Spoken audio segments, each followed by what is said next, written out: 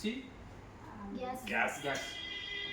அது இல்லாமல் electrical fire. Electrical ஃபயர்னால் நம்ம எதை சொல்லுவோம்? எலக்ட்ரிக்கல் ஃபயர்னு எலக்ட்ரிக்கலில் ஃபயர் ஆகிறது எல்லாமே எலக்ட்ரிக்கல் ஃபயரில் கொண்டு போவோம். இப்போ எலக்ட்ரிக்கல் ஃபயர் அதாவது சிஸ்டமு, யூபிஎஸ்ஸு, உங்களுக்கு பேட்ரி, உங்களுக்கு இது மாதிரி எலக்ட்ரிக்கல் போர்டு, இதெல்லாம் வந்து எலக்ட்ரிக்கல் ஃபயரில் கொண்டு போயிடும். அப்போ அது வந்து CO2க்காக நம்ம எலக்ட்ரிக்கல் யூஸ் பண்ணுறது. CO2 அங்கே இருக்குது பார்த்தீங்களா, உங்கள் இன்வெர்டர் பக்கத்தில் வச்சுருக்கோம் பார்த்தீங்களா, அதுதான் CO2. அதோட வெயிட் டெபாசிட்டி பார்த்தீங்கன்னா CO2 4.5 kg, அதாவது 4.5 கிலோ. 4 கிலோ 4.5 கிலோ ஓகேங்களா. அந்த 4.5 கிலோ வந்து CO2 வந்து யூஸ் பண்ணுறோம். எலக்ட்ரிக்கல் ஃபயருக்கு மட்டும் தான் நம்ம யூஸ் பண்ணுறோம். உங்களுக்குள்ள ஒரு கொஸ்டின் வரும், இப்போ அது வச்சுருக்கீங்க இதுவும் வச்சுருக்கீங்க, அப்போ இது அடித்தா எலக்ட்ரிக்கல் ஃபயர் ஸ்டாப் பண்ணாதான்னு கேட்டிங்கன்னா இதுவும் ஸ்டாப் பண்ணணும் ஓகேங்களா.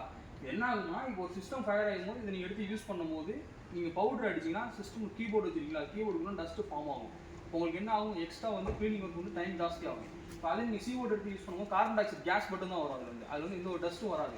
அப்போ நீங்கள் CO2 carbon di oxide use பண்ணும்போது என்ன ஆகும்னா, சிஸ்டத்தில் ஃபயர் ஆகுது போர்டு அடிக்கிறீங்கன்னா ஆட்டோமேட்டிக்காக உங்களுக்கு கேஸ் மட்டும் தான் போய் ஃபயரை ஸ்டாப் பண்ணும்போது உங்களுக்கு டஸ்ட் ஆகாது.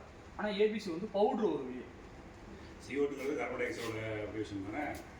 CO2 ABCனா இது வந்து ட்ரை கெமிக்கல் பவுடர் வச்சுருக்கோம். இப்போ அந்த பவுடரை வந்து நீங்கள் யூஸ் பண்ணும்போதோ இல்லை நம்ம இப்போ நான் யூஸ் பண்ணுறேன், நான் அதை வந்து சுவாசிக்கிறனாலையோ என் ஸ்கின்னில் போடுறனாலையோ எனக்கு வந்து ஸ்கின் எஃபெக்ட் வருமோ இல்லை சுவாசிக்கிற லங்ஸில் பாதிப்பு வருமோ அப்படின்னு பார்த்தீங்கன்னா அதெல்லாம் எதுவுமே வராது.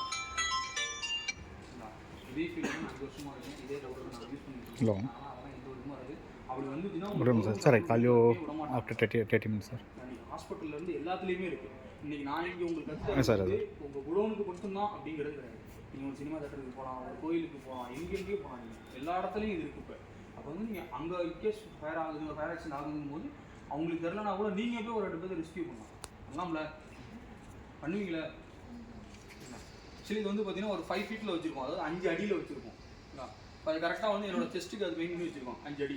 இப்போ நீங்கள் சிலிண்டர் வந்து உங்களுக்கு வாலில் வந்து இந்த பின்னில் மாட்டியிருக்கும். இந்த பின் கிடையாது, கீழே இருக்க பின்னில் உங்களுக்கு வாலில் இப்படி மாட்டியிருக்கும். ஓகேங்களா, நேராக போகிறீங்க, லைட்டாக சிலிண்டர் டவுன் பண்ணுறீங்க, அப்படியே தூக்க வேண்டியது சிலிண்டர் தூக்கிட்டு ஆன் த ஸ்பாட், அதாவது ஃபயர் எங்கே ஆகிருக்கோ அங்கே. அந்த கார்னர் ஆகினா இங்கேருந்து அந்த சிலிண்டர் எடுத்து நீங்கள் அந்த கார்னர் ஃபஸ்ட்டு போயிடணும்.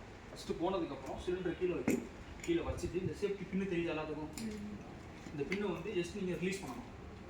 ரிலீஸ் பண்ணோன்னே இந்த உள்ள ஒரு டேக் இருக்கும். இந்த கப்பை லைட்டாக மேலே தூக்கி இந்த டேக் நீங்கள் தூக்கி கீழே போட்டுருக்கலாம். எடுத்து போட்டுட்டு உங்களோட லெஃப்ட் ஹேண்ட் சைடில் கார்னரில் இருக்கணும் கை. இங்கேலாம் எங்கேயும் முடியக்கூடாது, கார்னர் இருக்கும். இங்கேயும் முடியக்கூடாதுன்னா ஓஸ் வந்து உங்களுக்கு ஃபோர்ஸுக்கு மூவ் ஆகும். அப்போ உங்கள் மேலே அடிக்கும். கீழே ஃபயர் எங்கே இருக்கோ அவங்க டவுன் வந்து ஜஸ்ட் நீங்கள் ப்ரெஸ் பண்ணிங்கன்னா பவுட்ரு வரும், விட்டால் நின்றும். அது வந்து உங்கள் கேப்பில் இருக்க அந்த ப்ளூ கலர் ஸ்லீவ் தானே வெளியே வந்துடும். ஆமாம் சார். இல்லை அந்த ப்ளூ கலர் ஸ்லீவ் தானே. இந்த ப்ளூ கலர் ஸ்லீவ் நீங்கள் எடுத்து ரிலீஸ் பண்ணிட்டா உங்களுக்கு ஹேண்டில் ப்ரெஷர் ப்ரெஸ் பண்ணலாம். அந்த கப்பு இருந்துச்சுன்னா ப்ரெஸ் பண்ண முடியாது. இது இருக்குல்ல தீபா, இந்த ப்ளூ கலர் வெளியே விடாது, இழுத்தோம்னா வெளியே விடாது. இது வந்து லிவர் மாதிரி வரும். அமுக்க அந்த ஓஸ்லேருந்து பவுடர். இது வந்து உங்களுக்கு ஃபஸ்ட்டு பாயிண்ட்.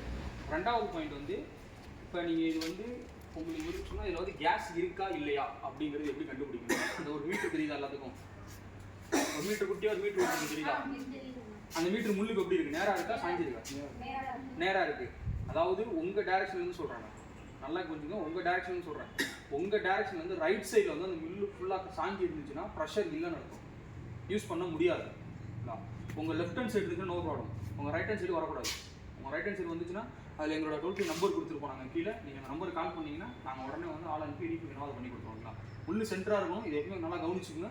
முள்ளு சென்டராக இருக்கணும். அதேமாதிரி சிலிண்டரோட வேலிடிட்டி வந்து 1 year.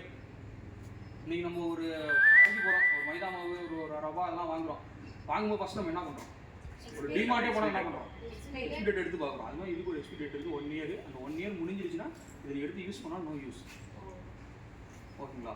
அதே மாதிரி இப்போ ஒரு மாட்டிட்டேன், இப்போ நான் இன்றைக்கி மாட்டிட்டு போகிறேன், இதுலேருந்து நீங்கள் ஒரு 3 months பேக் நீங்கள் சிலிண்டர் எடுக்கிறீங்க அப்படிங்கும்போது என்ன ஆகும்னா ஸ்டாண்ட் பையாக இருக்குது.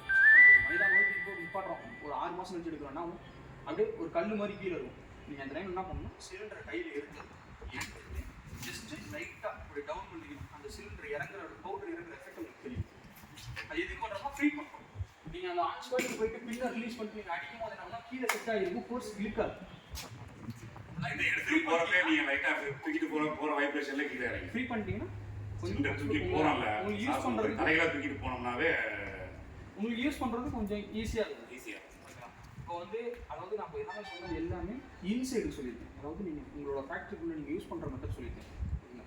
நீங்கள் எது அவுட் சைடு யூஸ் பண்ணுறது, இப்படி மாதிரி கார் இருக்குது, நாங்கள் அட்டன்ஸ் போட்டு வச்சோம் ஃபயர் ஆகிடுச்சு வெளியில் அப்படிங்கும் போது அவுட்டில் வந்து கம்பல்சரி ஆக்சிஜன் லெவல் இருந்துகிட்டே நான் காற்று வந்து அடிச்சுக்கிட்டே இருக்கும். நான் வெயில் அடித்தா லைட்டாக காற்று ஓட்டம் இருந்துகிட்டே இருக்கும். அதான் நீங்கள் ஏஸ் பக்கத்தில் இருக்கு கண்டிப்பாக காற்று இருக்கும் உங்களுக்கு. அப்போ நீங்கள் அவுட் சைடில் போய் அடிக்கும் போது நீங்கள் இப்போ ஃபயர் இங்கே இருக்குது, நம்ம இங்கேருந்து யூஸ் பண்ணுறீங்க அப்படின்னா உங்கள் சைடு, அதாவது நீங்கள் வந்து ஃபஸ்ட் முதல் வந்து ஃபயரோட டேரக்ஷனை கண்ட்ரோல் பண்ணணும். ஃபயரோட டேரக்ஷன் கண்ட்ரோல் பண்ணுறது ரொம்ப ஈஸி, ரொம்ப ஈஸி. ஃபயரோட டேரக்ஷன் கண்ட்ரோல் பண்ணுறது. ஒரு ஃபயர் எந்த பக்கத்து, அதாவது நீங்கள் இங்கிட்டிருந்து பார்க்கும்போது கிழக்கு பக்கட்டும் மேற்கு பக்கட்டும் ஃபயர் சாஞ்சி ஆஃப் அடிக்குது, ஃபயர் வந்து அணைஞ்சி சாஞ்சி எரியுது அப்படிங்கும்போது அதோட நீங்கள் ஆப்போசிட்லேருந்து ஃபோக்கஸ் பண்ணிங்கன்னா முடியாது. ஏன்னா ஃபயருக்கு எரியும் போது என்ன அனல் தாக்கம் இருக்கும், நீங்கள் அடிக்கிற பவுடர் நம்ம மேலே வரும். அப்போ வந்து நீங்கள் ஃபயர் போய் ஃபோக்கஸ் பண்ணுறது அதோட பேக் சைட்லேருந்து நீங்கள் ஃபோக்கஸ் பண்ணணும். இது வந்து அவுட்டில் பண்ணுறது தான் நீங்கள் பண்ணணும். நான் சொன்னது எல்லாம் புரிஞ்சா? ஃபயர் ஆச்சுன்னா ஆஃப் பண்ணிடுவீங்களா? என்னென்ன ஃபயர் இருக்குது மொத்தம்? 3 4 3 கண்டிப்பாக கன்ஃபார்ம் 3 தான் இருக்கா? 4 ஃபயர் இருக்குது. ஏ எல்பி சாம்பல் ஆகுறது, C LPG gas, B LPG gas, இது சி வந்து பி வந்து உங்களுக்கு oil fire, C LPG gas plus C electrical fire. 4 டைப்பான ஃபயர் இருக்குது. உங்கள்ட்ட ஃபயர் எக்ஸ்டிங்ஷர் எத்தனை இருக்குன்னு தெரியுமா? 4 இருக்குது உங்கள்ட்ட ஃபயர் எக்ஸ்டிங்ஷர். 1 உங்களுக்கு ஆப்போசிட் செட்டரில் 1, மிடில் செட்டரில் 1, 2 லாஸ்ட் இந்த உங்களோட ரைட் ஹேண்ட் செட்டரில் 1. அப்போ மொத்தம் வந்து உங்களுக்கு ஏவி மட்டுமே 4. அது இல்லாமல் எலக்ட்ரிக்கல் சப்போர்ட்டுக்கு ஒரு CO2 கொடுத்துருவோம். ஓகேங்களா? 4 டைப்பான ஃபயர் இருக்குது. சிஸ்டம் எலக்ட்ரிக்கல் இன்வெர்டர் அந்த இதுனா மட்டும்தான் அதை எடுக்கணும். மற்றபடி உங்களுக்கு வந்து காட்டன் பாக்ஸில் போட்டுருக்கு இந்த மாதிரி இருக்குது, அந்த மாதிரி இதுன்னா அது. அதே மாதிரி மெயினான விஷயம் சொல்கிறேன், எலக்ட்ரிக்கல் ஃபயர் போட்டு எதுவும் மோசமானது. எலக்ட்ரிக்கல் ஃபயர் போட்டு நீங்கள் யூஸ் பண்ணும்போது சிலிண்டர் இருந்தால் சிலிண்டர் எடுத்து ஆப்ரேட் பண்ணுங்கள். சிலிண்டர் இல்லாத பட்சத்துக்கு போய் நான் தண்ணி எடுத்து ஊற்றுறேன்னா ஊற்றுனீங்கன்னா ரிட்டர்ன் சப்ளை ஆகிடும். நீங்கள் ஊற்றுற தண்ணி என்ன ஆகும்? கீழே தான் வரும். நீங்கள் ஒரு மெட்டலை பிடிச்சி நீங்கள் ஊற்றுறீங்க அப்படிங்கும்போது என்ன ஆகுனா இங்கேருந்து வாட்டரோட கண்டினியூட்டி இருந்துகிட்டே இருக்கும். அப்போ என்ன ஆகுனா அதுலேருந்து சப்ளை ஸ்டார்ட் ஆகி நேரம் உங்கள் கைக்கு வந்துடும். அதனால வாட்டர் யூஸ் பண்ணக்கூடாது. மணல் இருந்தால் மணல் அடிக்கலாம், சிலிண்டர் இருந்தால் சிலிண்டர் ஆப்ரேட் பண்ணலாம். ஆக்சுவலி அது வந்து எதுக்கு வச்சுருக்கோம்? ஜஸ்ட் ஃபார் ஒரு ஃபஸ்ட் எய்ட் கிட்டு. யாருக்காச்சும் அடிபட்டுருச்சுன்னா ஃபஸ்ட்டு ஒரு முதல் உதவி பார்க்குறதுக்கான கிட்டு தான். அதே சேம் கான்செப்ட் தான். சின்ன ஃபயர்னா கண்ட்ரோல் பண்ணலாம், பெரிய ஃபயர் ஆகும்போது இதை வச்சு கண்ட்ரோல் பண்ணி அடுத்தடுத்து ஸ்ப்ரெட் ஆக விடாமல் கண்ட்ரோல் பண்ணிவிட்டு நீங்கள் ஃபயர் சர்வீஸ்க்கு 101 கால் பண்ணணும். ஓகேங்களா? அப்புறம் சொன்னதெல்லாம் புரிஞ்சா? ஃபயர் ஆச்சுன்னா அப்லோட் பண்ணிடுவீங்களா? அது கொஞ்சம்